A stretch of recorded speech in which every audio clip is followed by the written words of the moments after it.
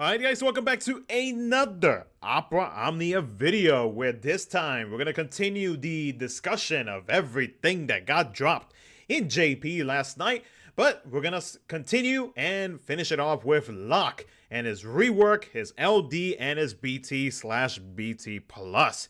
Now, if you missed my last video, I will have that pinned down in a pinned comment in the comment section below, as I went over Furion's rework, his BT Plus, and Tifa and Xande's Crystal level 90. I'd recommend you check that out because there is a couple, good points that I do make out, especially on Furion, in terms of a pretty decent duo combo, if I do say so myself. So if you missed that, go check that video out either before or after, whatever it is that you want to do.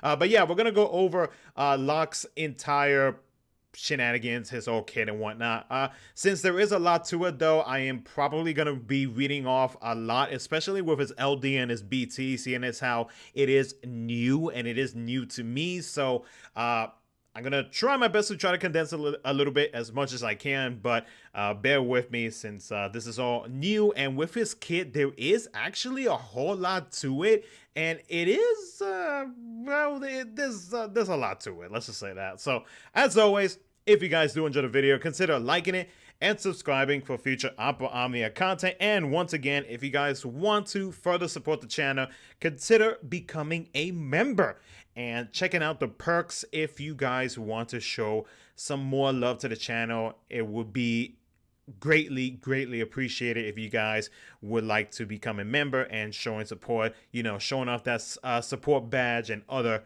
perks that you can get out of it if you decide to become a member. So with that, let's go ahead and jump into it. Let's talk about Locke's rework LD and BT/BT Plus weapon. So with his Crystal level 55 awakening, his sneak/extend, whenever you use it, it is now a 4-hit melee brave plus an HP attack with 2 HP dumps. It got an increase in potency, the overflow got increased, and it cancels the Genji glove and miracle shoes and grants him either 6 actions of the Genji glove or miracle shoes to himself. Now, whenever you use the plus version, instead of 2 HP dumps, it actually does 4 HP dumps. It has an increase in potency, and the overflow is increased to 150%. Now, when using HP plus Genji gloves, it got an increase in brave hits. Originally, it was 2. Now, it got an increase to 6. It got an increase in potency, and the recast gauge to Locke's EX was increased by 20%. Also, after you use HP Attack plus Genji gloves, if Brigand's glove and Thief's bracer is active, it turns his brave attack into Mug Thief's bracer, which I believe we'll get to that at some point as we're going through all of the stuff. Like I said, it's a whole lot with Locke's kit. It's not really complicated. It's just that it's almost like you have to follow such a skill set in a way. Like you have to do this and that, this and that, and this and that. It's crazy. It's kind of annoying in a way. Anyways, whenever you are using HP plus miracle shoes, he got an increase in total brave hits. Originally it was 1, now it is 3. Increase in potency, 120% overflow. It extends the duration of his own active buffs by 1 action. It turns Sneak Slash into Sneak Slash Plus after you use it. It adds the following effects to Miracle Shoes. He got an increase in Brave Damage Reduction effect.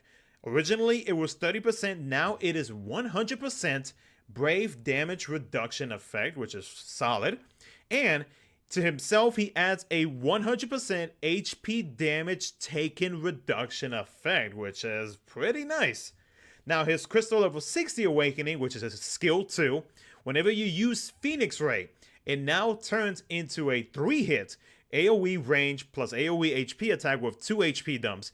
On his first, or after his first HP attack, he recovers Brave based on 20% of the total HP damage dealt, and then after his last HP attack, he recovers Brave to the party based on 20% of the total HP damage dealt.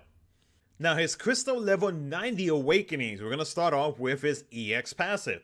Whenever you have his EX passive equipped, to himself, he has a Brave Damage Delta, a Self Stolen Max Brave Overflow up, and when the quest begins, with Sneak/Extend equipped, it turns Sneak/ into Sneak/Plus, and you can see the percentages on the screen right there. While you have his extension equipped, whenever you use Mirage Dive, it turns into a 3-hit melee brave plus HP attack that now is 4 HP dumps. It has an increase by, it has a tremendous increase in brave potency, and then whenever you use HP attack Master Scroll, it has an increase in brave potency by a large amount, increase in overflow, extends the duration of his own active buffs by 1. He fills his own recast gauge by 20%, and while both Genji Glove and Master Scrolls are active, he turns his HP attack into Genji Glove and Master Scroll. Now, Genji Glove and Master Scroll is a 2-hit melee brave plus an HP attack that does 8 HP dumps, which is stupid. It's crazy. If you saw the showcase, you know exactly what I'm talking about. It deals greater damage when attacking an enemy that is not attacking, or that is not attacking Locke, or is not, basically not. If they are not attacking Locke, basically Locke will be doing extra damage. Is pretty much it. And so like he'll be doing greater brave damage. He has 180% overflow. He fills his own recast gauge by 20%, and then it cancels the Genji Glove and Master Scrolls. I guess like buff, not really a buff, but like it's the HP attack thing, and then it turns Sneak/ into Sneak/Plus after usage.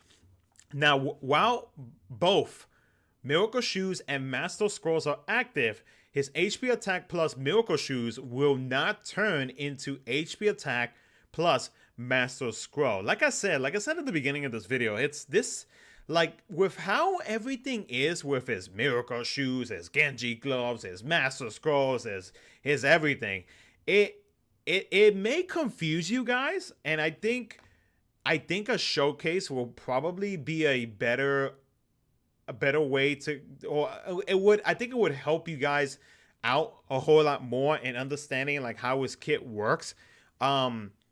But like, just talking about it and like kind of like reading off and trying to make it a little bit more easier to understand might be a little bit harder to understand. But like I said, that's the one thing about Locke's kit, even with his even with what he got. That's the one thing that really bugs me about his kit. It's just that you have to go through like all of these different forms of his kit, like in terms of his like Genji Glove, Master Scrolls, Miracle Shoes, so on and so forth. That it's just it's not really overwhelming, but it's kind of like, it's I think it's a little too much, at least for me. I don't know about you guys, but to me it's just kind of like it's a little much, but that's just myself, I mean, you guys can let me know in the comment section below, but that's just me. And I'm not trying to downplay Locke or anything like that. I might be saying something negative about him, but that's just something, just based off of my opinion. I don't want to deter anybody who is a Locke fan. I'm not trying to like offend anybody who's a Locke fan or anything like that. It's just, just the way that they have him set up as a character in Opera Omnia. It's just, to me, it's a little much. So I wanted to throw that out there before I start getting a comment. So like, it's like, oh, you don't know what you're talking about. So his C65 extension, he got an extra usage to his Steel item.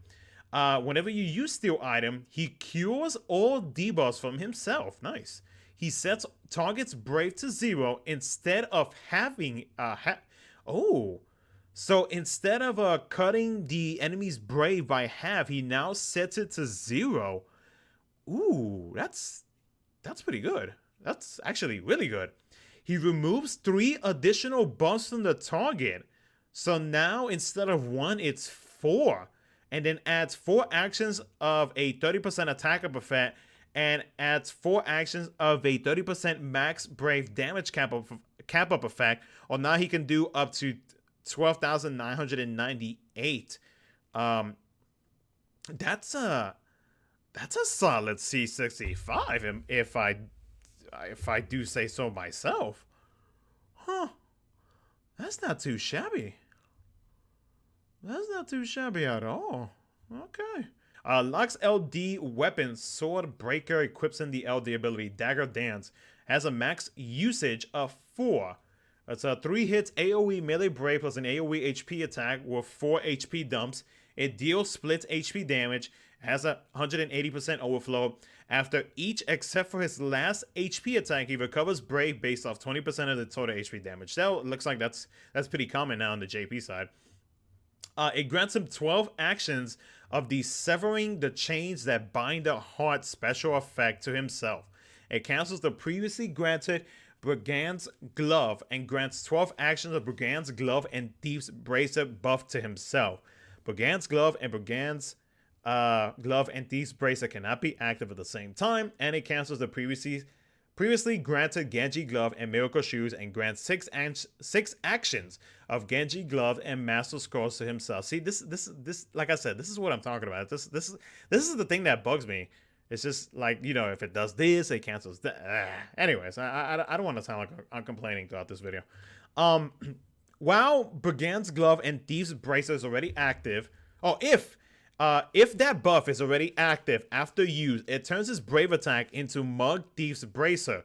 Now, Mug Thief's Bracer is a 4-hit melee Brave attack. It recovers Brave to the party based on 70% of Locke's own attack. It cancels the previously granted Genji Glove and Miracle Shoes and grants 6 actions of Genji Glove to himself.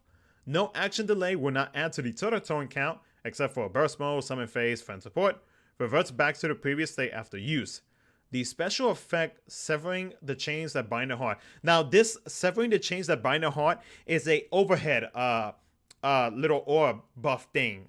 So it's not something that can go away.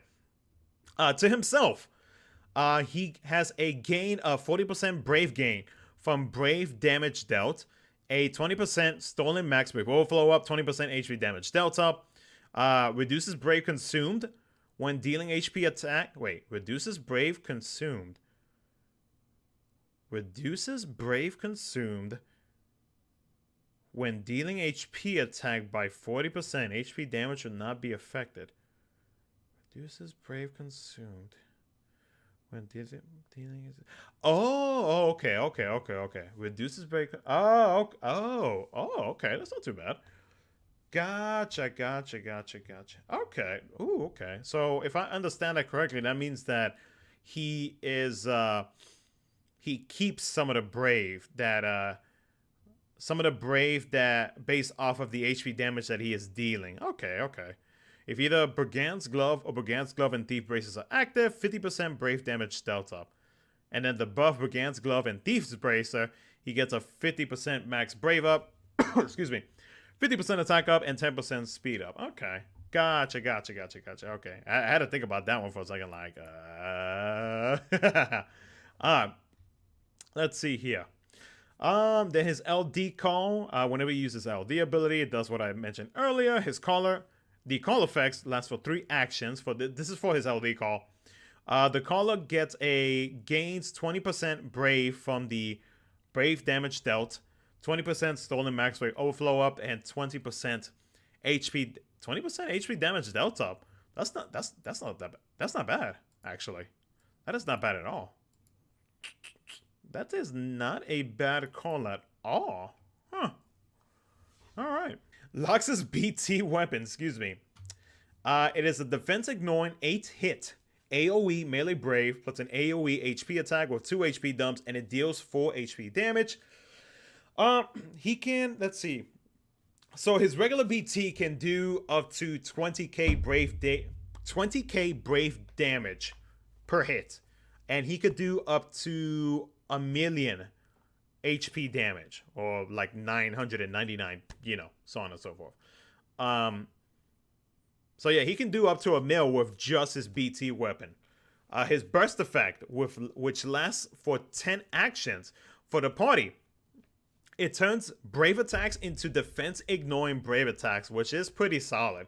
When you think about it, Um, defense ignoring brave attacks, depending on how strong the the, depending on how strong the brave reduction is and how high the defense is on the enemy, it might not matter how those stats are, because you would still probably will still be doing a decent amount of brave damage to the enemy. And the only reason I say that, and I take example from Zach's kit, especially his skill 2, has a defense ignoring ability now in his skill 2. So now he is capping now in his skill 2 because he has that defense ignoring mechanic in his skill 2. So to have that for the entire party basically means that like everybody will probably be doing much higher brave damage to the enemy. 30% brave damage delta, which will also help out with that defense ignoring brave attack. 30% overflow up, 30% max brave damage cap up, that's good.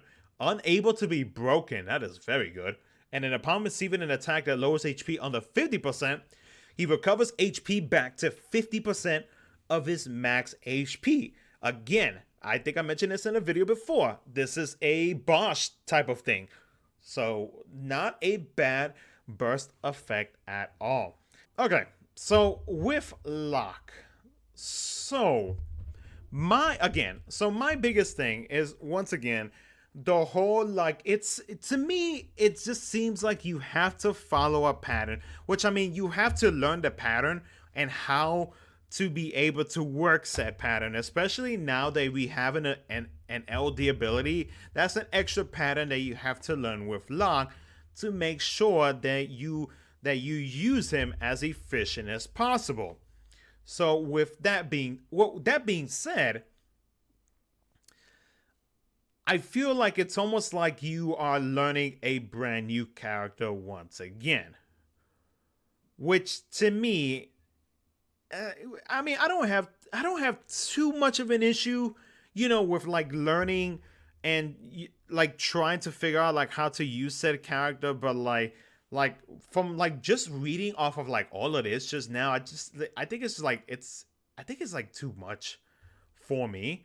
Now, like if we take all of that aside, right, and if we just talk about like mainly his improvements and what he got, like with the multiple HP dumps that he got in his kit, the increase in potency, the multiple brave hits increase. So with his LD ability, I feel like it really supports his base kit a whole lot more, just because of the gains, or the fact that he gains 40% brave for the brave damage that he deals, and the HP damage delta that or the 20% HP damage delta that he has from his special effect. I think that helps him out, or helps out his like base kit in general, and that'll help him out in general, or yeah, just like in general, to help him deal that extra little bit of damage, to make sure to try to help him to cap out as much as possible. Aside from that, the one solid thing that I really like about him is his BT effect. His BT effect is stacked, in my opinion. The defense ignoring brave attacks for everybody in the party is solid. The unable to be broken, solid. And then if your HP falls below if your HP falls below 50%, you recover HP back up to 50%, solid. All of that combined together with Locke, just it's almost like with Locke, you gotta have it. I mean, no pun intended, but it's like you have like a Phoenix on your team. Like you honestly do. Like aside from like the damage and everything that Locke's gonna be dealing and whatnot, like it really does feel like you do actually have like a Phoenix on your team. So, I mean, what the changes that they gave to him and whatnot, I feel like was definitely what he needed. The one thing that I will say about Locke is that he has many options in terms of attacks. Seeing as how he does have a lot of different types of ways for him to be able to attack. And what I mean by that, I mean like his Genji glove, his miracle shoes, and all the other stuff that changes up with his like his HP and his brave attack.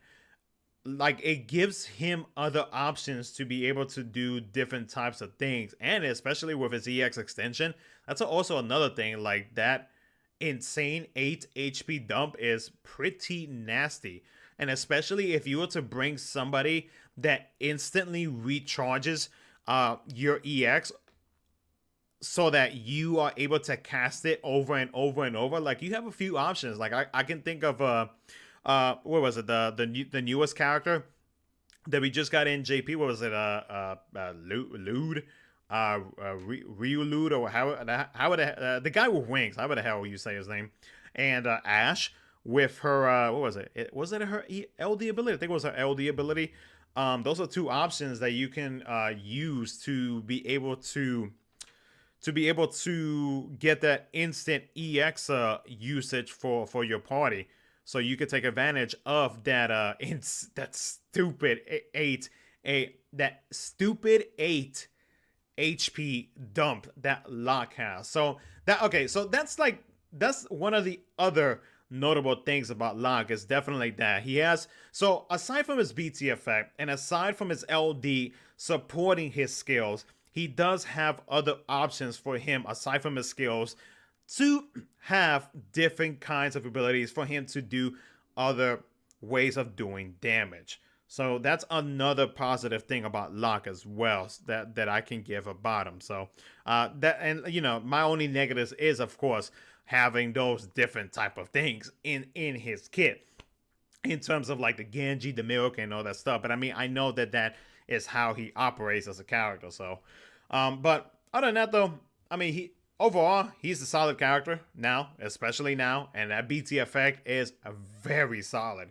It would not be a bad option to pick up for anybody who is trying to plan out for their pulls in the future if you play a global. So, but other than that, I mean, that's going to be it for the video. Let me know what you guys think in the comment section below. But with that, if you guys did enjoy the video, consider liking it and subscribing for future Opera Omnia content. Thank you so much for watching, and I'll catch you guys in the next one.